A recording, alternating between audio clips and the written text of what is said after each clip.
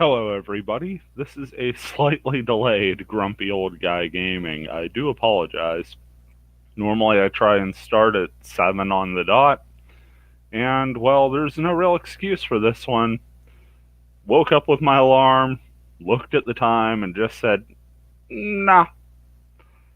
So I slept in a little. My apologies. We will get down to business, though. It is Sunday. For those of you who are celebrating, happy Easter out there. Getting back into some Wizardry, Tale of the Forsaken Land, PS2 game, playing here on emulation. If we take a look at our quest confirmation, we're down one. We finally got that Hound's Ear for Helga. So we managed to get that done. We'll check out the results of that quest. More importantly, that means we can grab another quest out of the bar Luna Light. Still have to have a character die and drop to ashes for Maria's bishop training to be complete. And we're still looking for somebody who looks suspiciously like Palo, who's wandering around somewhere in the labyrinth. Let's hop into the old Luna Light here. Why don't we just relax and have a drink? Also, if you remember, Michelle, the elven caster, offered her services. I think we're going to keep with our current party, with Daniel, now as a samurai, helping us in the front line. But if we did dismiss any member of our party, we could go ahead and put Michelle in, and we would have another powerful caster that might allow us to outfit Rui for a more melee set up and put her back in the front line. I'm liking how this is going, though. Aside from Daniel's hit points being a little on the low side, all in all, that could be fixed with a couple levels. Take a look at the quest list here. Knocked out a good portion of the early quests that are available.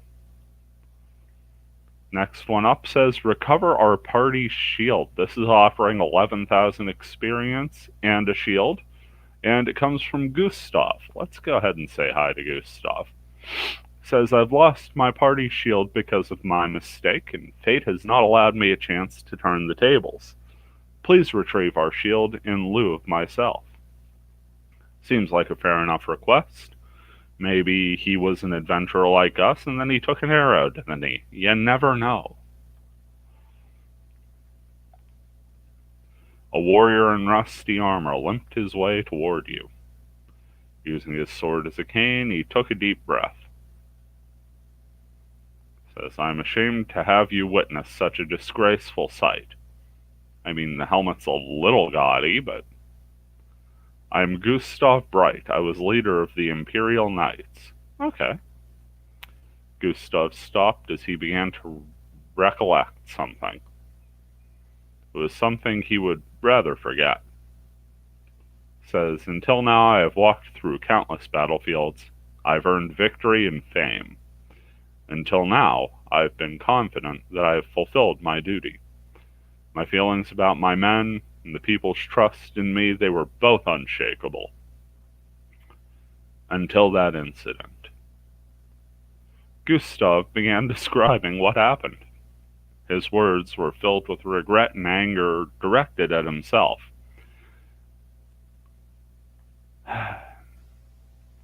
He goes, at the time of the flash, we were outside of the town fighting monsters. They were strong. We had courage and will, but then the flash shook the earth. I should have given my men orders to retreat. My men glanced my way every once in a while, but even then I didn't give the order. Did I want to claim credit for victory, or was I overconfident? Either way, I lost my men and our shield. My career has ended, but I have survived despite my foolish mistake. It is embarrassing, but please, find our shield. It is such a pathetic thing. This tattered body won't even allow me to remedy my failure. Gustav disappeared into the tavern crowd. So the poor guy was a leader of an outfit of Imperial Knights, and he got caught up in the battle at the moment of the flash. and now regrets his decision making and doesn't feel he's capable of remedying his mistake. Um, One of the more honorable intentions as far as the quest goes. He's trying to honor the memory of his comrades. Blames himself heavily for his failure. So back into the labyrinth we go. We're going to stop in at Helga's room to finish up the saga of the Hound's Ear. And then we're going to make our way down to the 6th floor via the shortcut to the 5th floor and dropping down that hole. Got a locked chest here. This could be fun. Let's open it. Our resident thief shall do the honors. No problem with a level 1 locked chest. And it's a transfer potion. We'll take that. Always good to have on hand. Relatively painless walk through this 1st floor.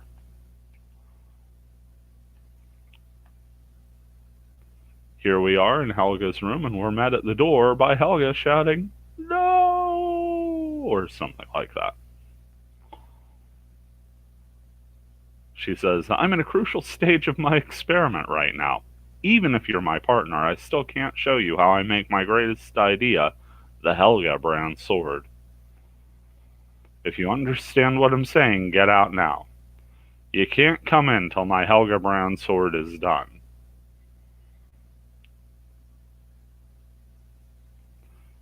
Well, that's an encounter that seems to fit in with most of the ones we've had with that girl. She invites us to see how it goes, and then kicks us out the moment we enter the room.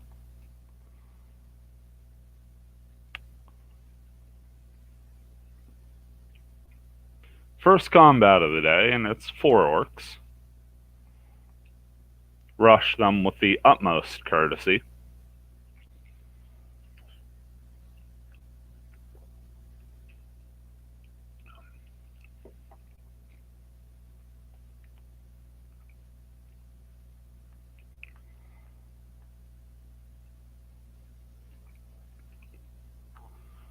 Just not too much exciting things to say about 1st floor encounters at this point.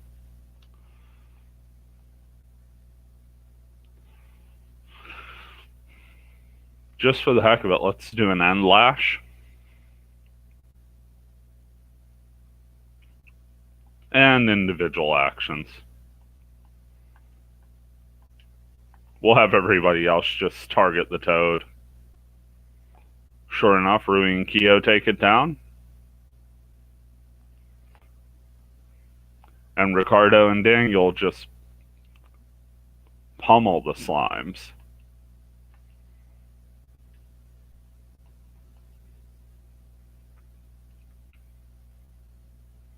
Okay, not mad about that. We got a teal stone out of the deal. Gonna hold on to it, but if worse comes to worse, we could always crack that open. Sure, Daniel wouldn't mind another level of teal magic.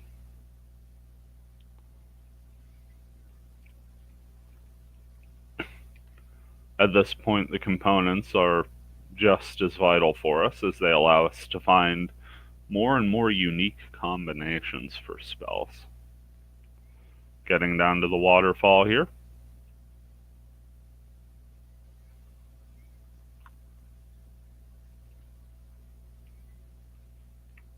Okay. Got 3 gargoyles and 2 mages, and they're friendly, so we'll just let them be. I was actually kind of amped up for that battle. But it is not to be, and I'm equally okay with that. Here's a locked chest. Certainly a rewarding start to the day.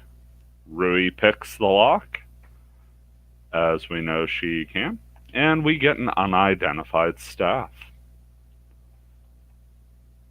As it goes, we can leave no item unidentified because we went to all the trouble of learning to be a bishop just to appraise.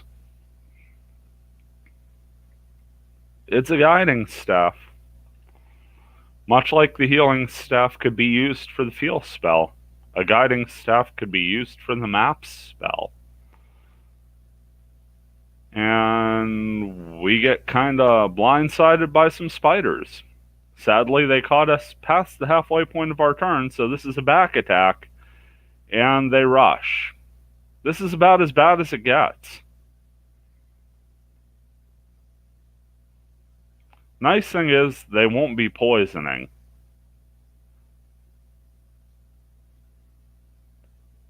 Bad thing is, we have 2 people down.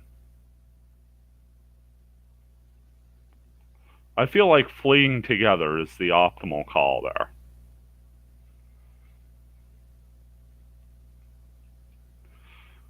We may just complete a quest right here. First off, let's alter the formation.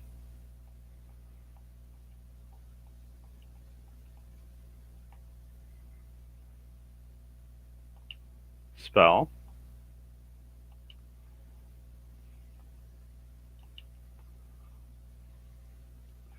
At least get the surviving members in fighting shape in case we run into any trouble.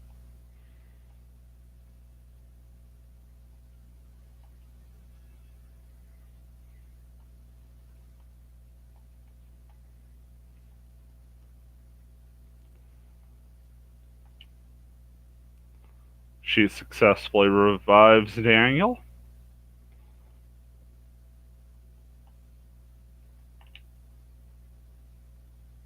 But not Rui. Rui has turned to ashes. So before we go any further, let's go ahead and use that transfer potion to get back to town. And let's go to the Luna Light. Talk to Maria.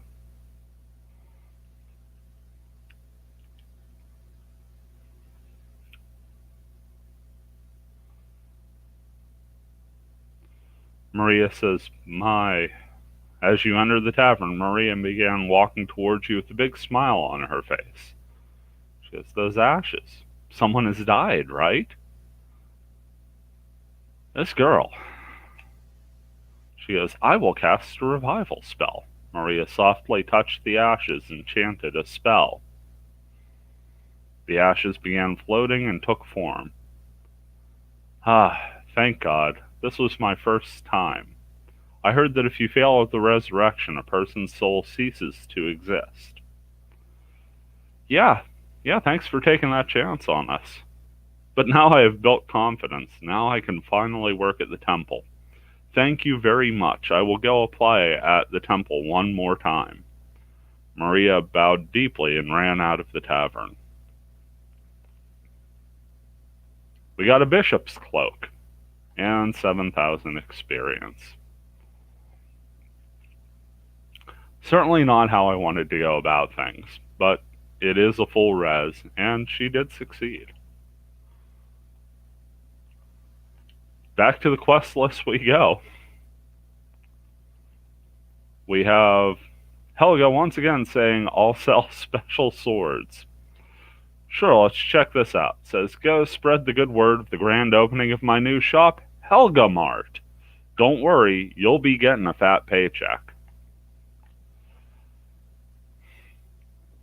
If it's the same way as usual, you would expect to hear a familiar female voice about now. That's true. You weren't waiting for it, but you did walk slower. All of a sudden, you hear a woman say, "Stop!" Just as you expected. You stopped walking. Here comes Helga, and she goes, "Yoo-hoo!" She jumped in front of us. Okay. You accepted my quest again, didn't you? Yeah, last time we checked out progress on the Helga brand sword, you kind of booted us out, so yeah. She goes, "Really? I was just joking. I must be psychic. I must be guided by the heavens. Or you must be noticing we're the only one taking these up. Everyone will be so jealous of me. Oh well, anyway, you're working for me again. All right. The Helga brand sword. Finally, I'm going to begin selling it. But I decided not to sell it the same way other places do. You know how I'm going to sell it? I honestly don't know how she's going to sell it. Yeah, huh? That's what I thought. Only I, the beautiful genius, would be able to think this up. Don't worry, you're my business partner, I'll tell you. Here's how. Auction. Auction? Auction! Oh boy.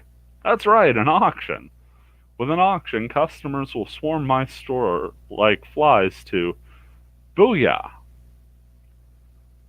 A strange behavior of flies in the early 2000s. They gravitated straight for the booyah, apparently.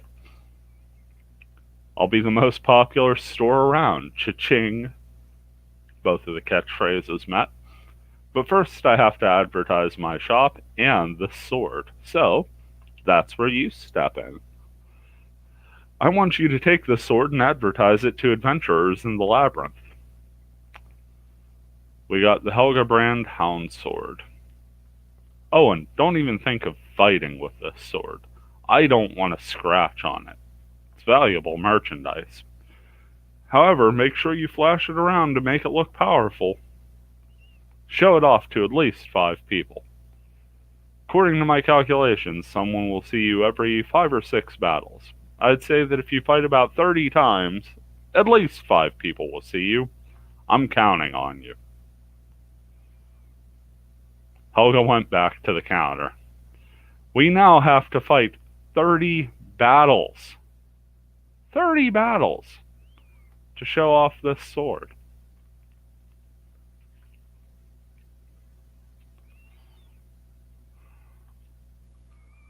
Let's hit up the lodging. Get our spells back. Get our remaining hit points back.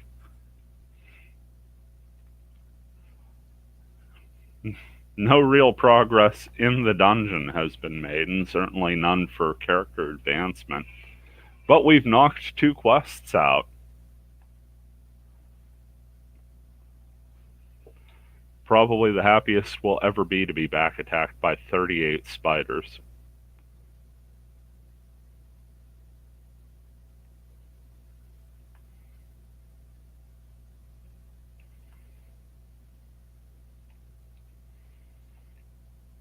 Another locked chest. Let's have Rui go ahead, pop this sucker.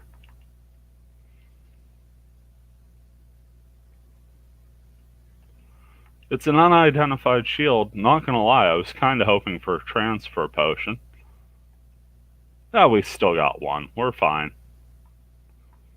Oh, I almost forgot to take a look at what the Bishop's Cloak does. So let's identify the shield, and then we'll take a deeper look at the Bishop's Cloak. Shield's just a metal shield. That's going to help nobody.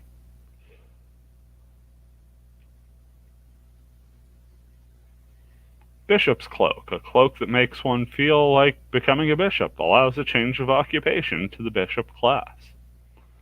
Aside from that, not too much, a decent defense boost.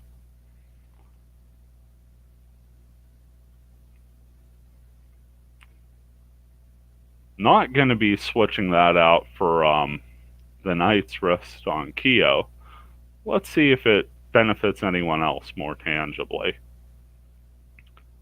I mean, it's a solid boost for Daniel. He'd lose the slight petrification chance that comes with the Sculpture Charm. No good for Ricardo. It'd be okay for Agog. Downgrade for Rui, and no real change for Sarah. I think Daniel gets it.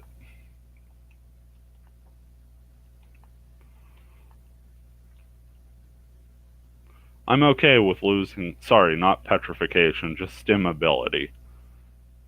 Slight accuracy loss too, but I think we're okay on the front line with that craftsman's katana. So here comes battle 1 of 30.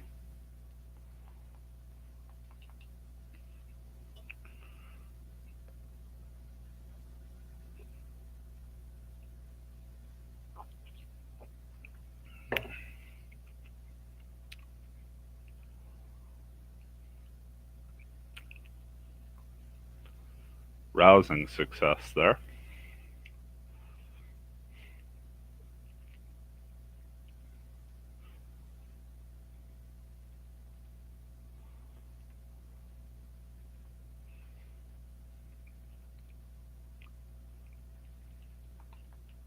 Yet another time that getting battles in the first row isn't really as annoying to us as it should be.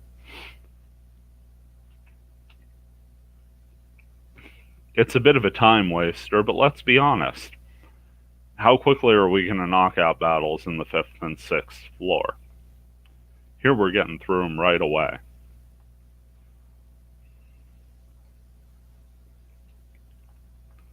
Picked up a broken sword.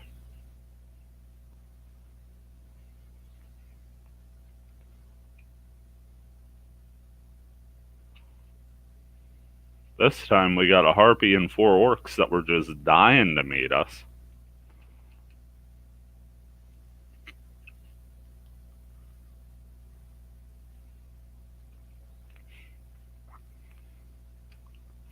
And there we go, 10% of our battle quota, just like that.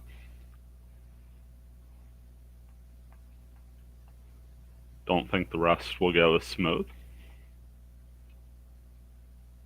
But you never know, we may have hit our only speed bump in the road today.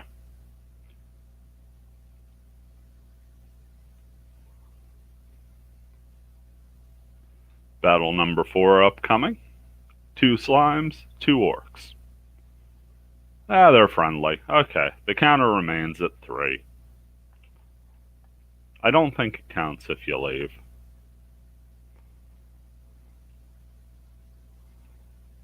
Let's go ahead and just keep stumbling into these level 1 battles. Enemies have suddenly hit us. The pixie escaped. That was really their only chance at incapacitating us, as the orcs aren't going to do much but flail. Especially if they keep targeting Keo. 1 miss on Ricardo, 3 misses on Keo. And we kind of know how the rest of this story goes, don't we?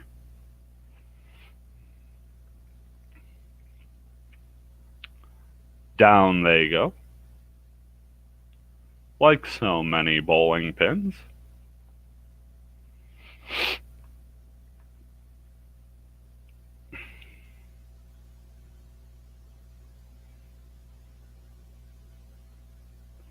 And down we go back to the 5th floor, where hopefully our luck is slightly improved.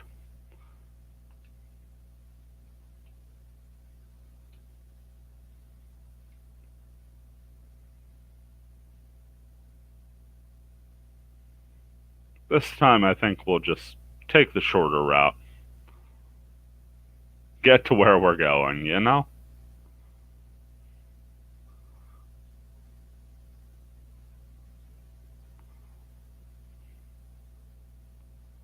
There's our pit where the gondola would normally be. And here's 3 mages and 3 shades. We get a surprise attack, and that's great news for us. Let's throw an assisted shot out, and some individual attacks.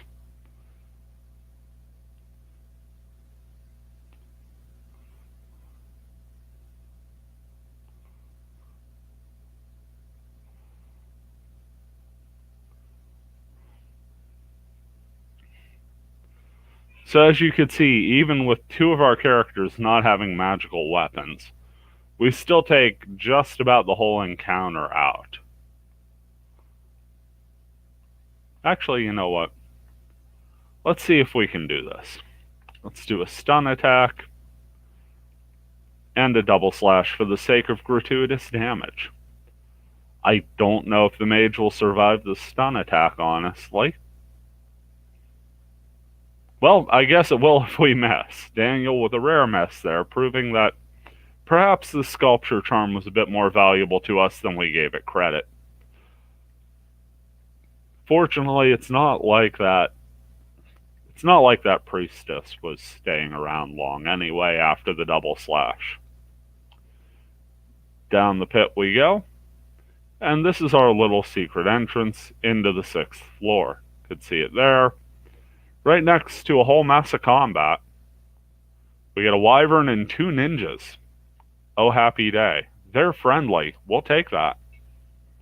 We do not mind skipping that combat, as those were 3 enemies that were very tough to pin down.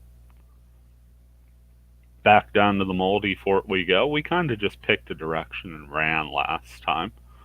So let's go ahead and flesh out more of this area.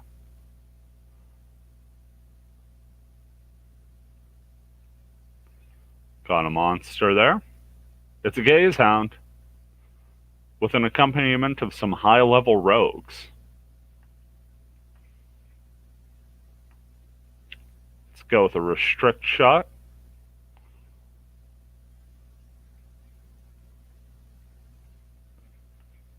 Have a Gog and Sarah protect Daniel and Ricardo. Let's go with an End Lash.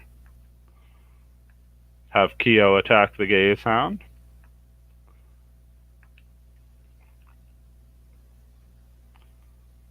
And have Rui cast Digital, just to gauge the strength of these rogues.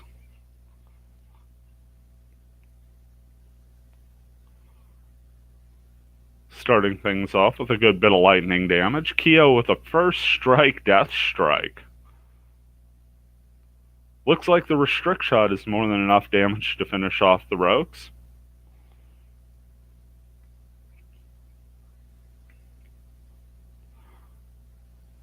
And now we get our End Lash. Weird that it took that long into the combat.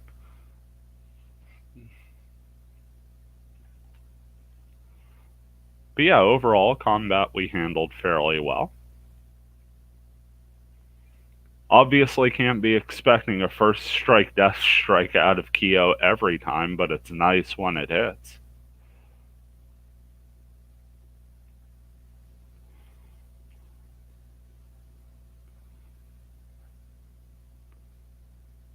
Okay, we got 3 warriors and 2 priestess. Once again going with the End Lash.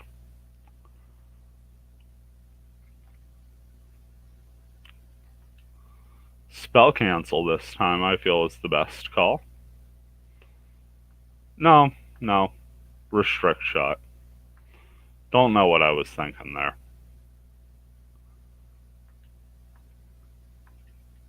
Because we'll have Keo sneak back and take care of one of the priestess.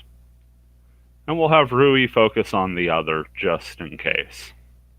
This time the End Lash kicks off the action. No drops, but a fair bit of damage. Rui takes out the left side priestess. Keo gets the other. He also gets 14 damage from one of the warriors.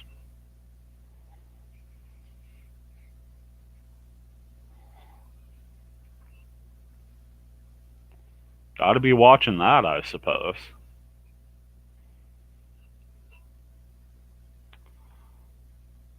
Go ahead and switch from an End Lash to a double slash. Have them go at the basically unharmed. Well, I guess he did take a restrict shot. So the middle warrior.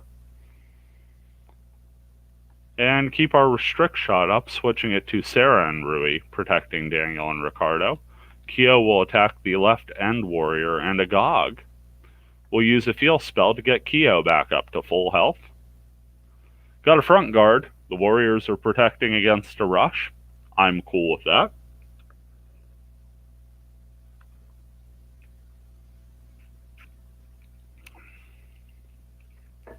Down the middle warrior goes to a double slash.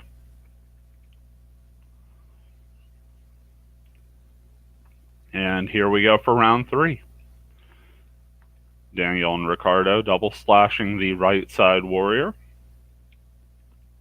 Have Agog and Sarah protect this time. And straight attacks from Rui and Keo.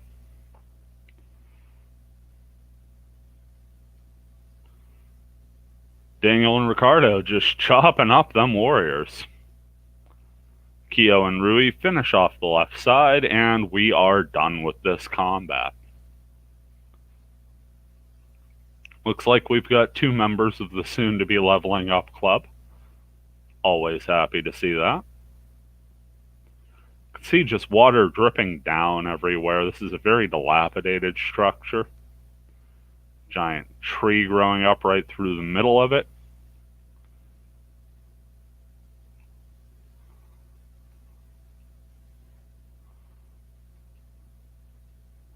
Very risky play by us there, backstepping blindly.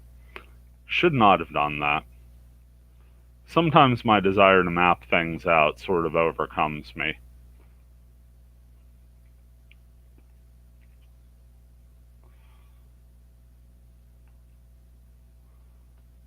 Giant tree soaring towards the sky, and we get a bit of a cutscene here. Pixies laughed as they sprinkled light powder on a big tree. A pixie came down from the big tree, looks at us and goes, "Tee hee hee, humans are killing each other. Can't you hear the screaming?" This game is wonderfully creepy at times, isn't it? She goes, "Since ancient times, they've never changed. They love to kill each other." Second pixie chimes in, goes, "Hee hee, they never change. Even though they call us monsters, they're the ones who do wrong. They always copy us, from hatred to betrayal to murder. There would be no end if I listed all the bad things humans do." She goes, "They can't see it's wrong until it's too late," this being pixie number 1, then switching back to number 2. And all they do is simply repeat themselves. Is their memory poor? Or do they just like doing bad things? We regret nothing, so we're much more honest. Oh dear, we'd better get out of here. Yes, a huge black fog is gathering over there. Seems without a doubt, those fools resurrected the demon. The pixies flew off, giggling as they went along. The last time we dealt with a huge black fog, it was the Reaper. So, not exactly the friendliest of tidings on that. Just kind of connecting things. Fortunately turned around there. Dealing with 2 rogues, and that looks like a chimera.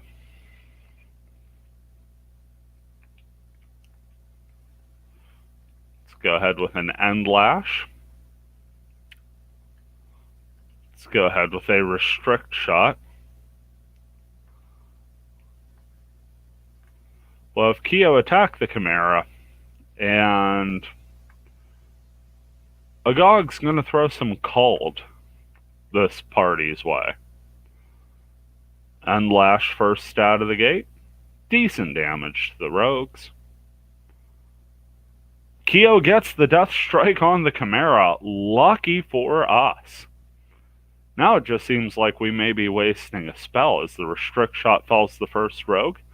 Second one goes after Kyo, and we in fact are going to cast a cold on 1 damaged rogue. 4 damage dealt to Kyo, by the way.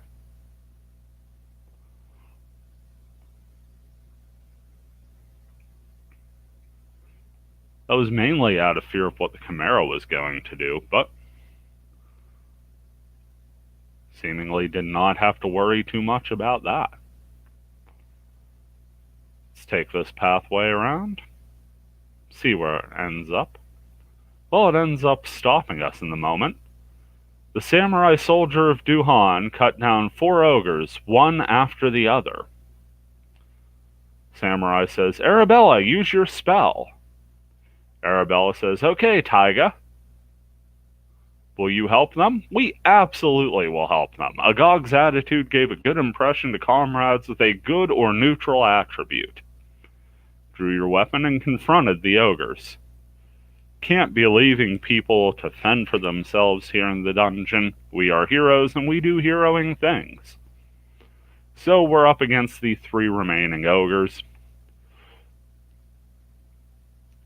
Ogres are tough, but they're not impossible. Just debating how we want to do this.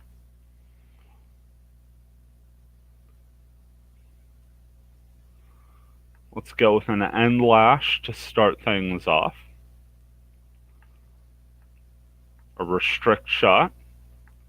Have Kyo attack the middle ogre. And just to see if it'll work, we'll have Rui try a Spleam spell. If we can get them asleep, that would be a boon. Again, not a ton of damage done by that End Lash, but it is guaranteed damage, and we'll take that at this stage. See if this spell takes effect at all.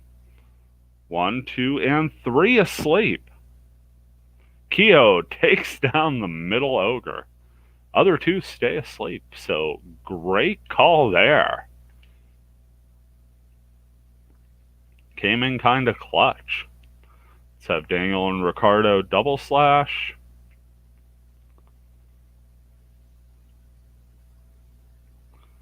And let's just do individual actions for the rest. I don't want to risk waking that ogre up before Kyo's attack.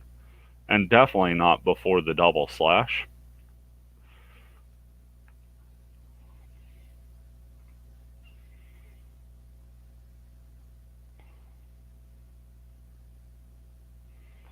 Yeah, it kind of didn't stand a chance against that double damage attack. And just enough damage brought through on the individual attacks to fell that final ogre.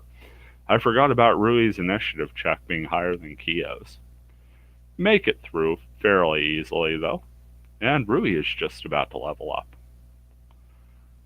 First, it says, as the party defeated the ogres, the samurai's party finished off their ogres as well. Taiga looks over and says, saved by you guys again, huh? I'm sorry, and I'm grateful. I expect you already know the queen has been abducted. The culprit seems to be the one who summoned the demon. According to the orc we caught, he's trying to start a war. Seems that is why he's waking up the strongest demons one by one. This floor is crackling with evil energy. If you're planning on going on, you better be careful. Arabella? Arabella nodded in acknowledgement of Taiga's voice. She goes, let me at least heal you in appreciation for helping us. Arabella casts a healing spell. We'll gladly take that. Our hit points were recovered. Abnormal status was recovered. She goes, here, take this. She took something out that looked like a piece of a silver crystal. We got the mana quartz. I feel a gentle, almost sad power when I give this to you, like it doesn't want to go. And may be of use to you sometime in the future.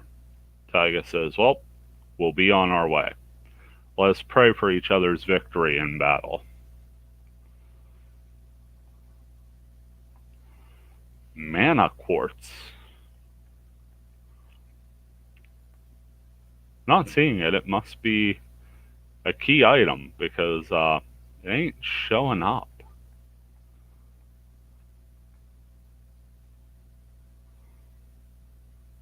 Come to a dead end here. It says barrels and boxes are piled up. We looked closely and saw a bishop's bracelet on top of the wooden box. We'll take the bishop's bracelet. So far, we've only had one negative encounter come from randomly picking up things in an RPG, which of course is our right as heroes. I'm going to stand by that till the end of time. Now let's head up this entryway. Looks like we got a bit of a spidery encounter. Got a couple ghouls behind it as well. Let's get that sweep attack going.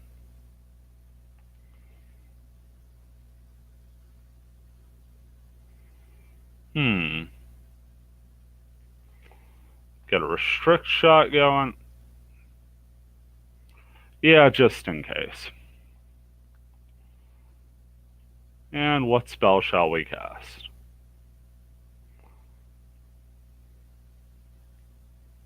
I feel like Jakrita is the best call here. Get a head start on those ghouls at least.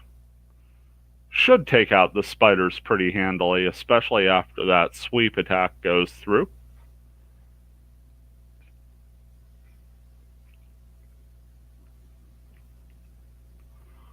The ghouls have such a great flailing motion when they're taking damage. And Agog finishes the combat before it could be much of a problem. That's going to net us 6,000 experience, so Rui's going to level there. Go ahead and open this up. Since we started late, we'll keep going a bit further. Got a skull and a cocoon. Got another combat before I could even turn to see what it is, and this is a little troubling. We have a fire giant, a priestess, and a crossbow-wielding rogue. So first thing we're going to do, we're going to try a stun attack to stop the fire giant.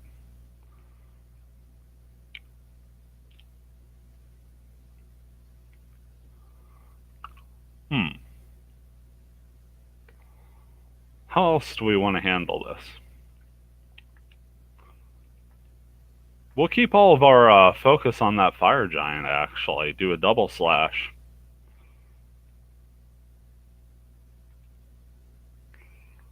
Have Agog cast.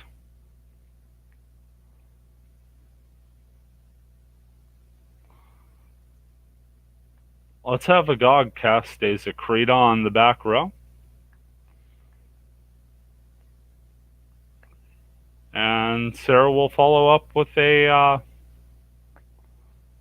Amok on the back row. Why not? Banking on this stun attack, working as well on the fire giant as it used to on the earth giant, and Daniel did a bit more than stun there. Which means that Keo and Ricardo's double slash instead drops the priestess like a bad habit. And here comes a Zakrita to this rogue. If this does lethal damage, we'll hold on to that Amok. It does not. So Sarah is going to be finishing off with the most powerful damage spell she has against one injured rogue.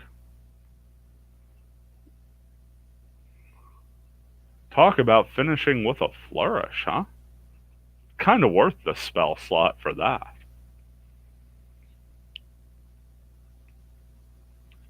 Make our way into this chamber here. Looks like we have a sign next to some barrels. Sorry, boxes. Sign next to some boxes. Sign reads in barely legible handwriting. If you're turning to stone, use the will spell. If you don't have it, use a current curing potion. If there isn't one, go to the temple later.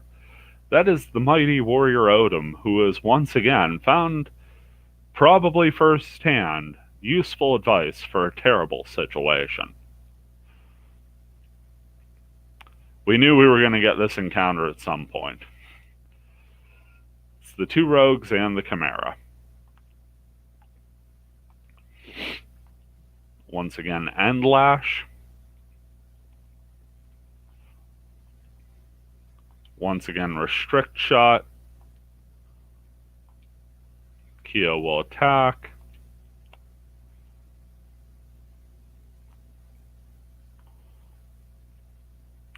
And Agog will Zakrita.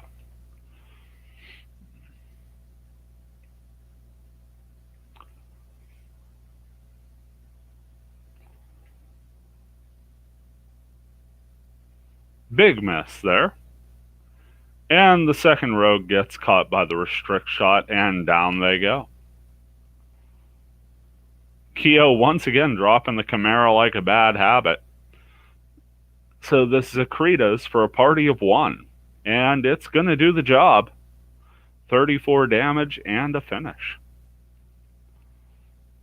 Getting well on our way to those 30 battles. Actually having kind of a good run this time. Get 2 Chimera's heads. That is a pretty potent spell ingredient from what I can recall. Make it to room. Got a bunch of little windows looking out here. Looking out to a plain earth wall from the looks of things. Not truly surprising because, again, this place is kinda...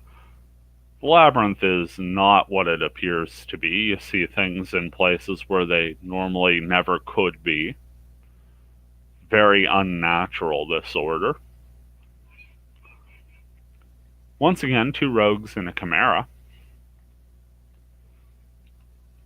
We'll end Lash, and this will be our last combat for this particular stream.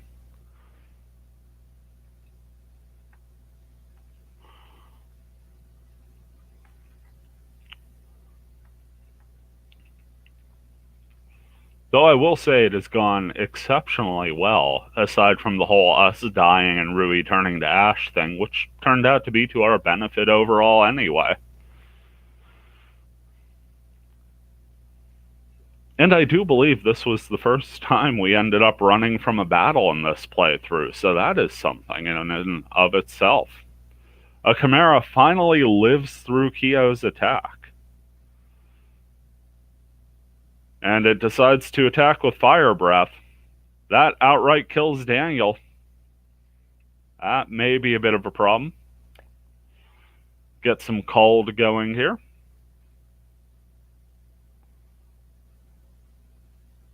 Takes 162 damage and just keeps on trucking, don't it? Double slash.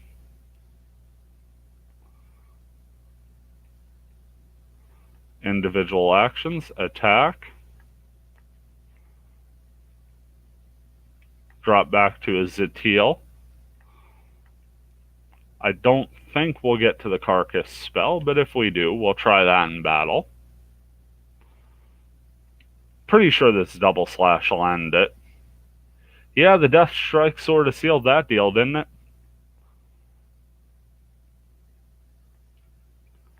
Okay, that's 4,000 experience to us. Before we go any further, let's have Sarah try and revive Daniel. That did not work out, so we're going to be going to the temple here.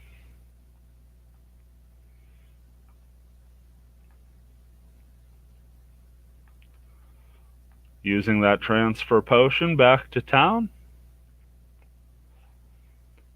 And now it's time to see our buddy Maria at the Salem Temple. Probably ask for her by name if we could. This one's going to cost 4,000. Not a small amount at all, but worth it. Going to call out the spirits.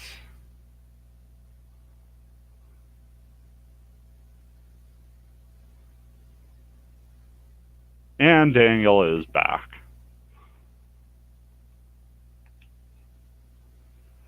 So fortunately, a good outcome there.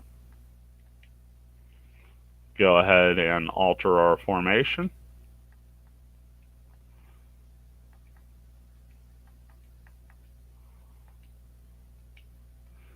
I'm going to head into the lodgings now and prepare to finish things up. Going to go ahead, get Daniel and Rui leveled up.